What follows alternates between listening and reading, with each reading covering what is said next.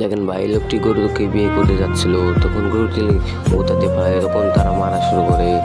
আবার বললো গরুটিকে গরুটিকে মারা পড়া যাচ্ছে, দেখে ভয় পাইছে। তখন গরুটি বাসা করে যাচ্ছে, পাশ থেকে একটা চোর এসে দেখে, চোর যায় গরুটিকে চুরি করতে। তখন ঘরের মালিক আসে, গরুটা আটকে দেয়। তখন বলে, এই যে কে কোথায় আসিস, তাড়াতাড়ি দেখ, আমার ঘরে চোর এসেছে, চোর। মারো নাচতে পুরো মারো রে।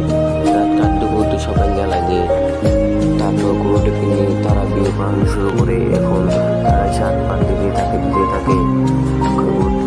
ঘুরতে থাকে।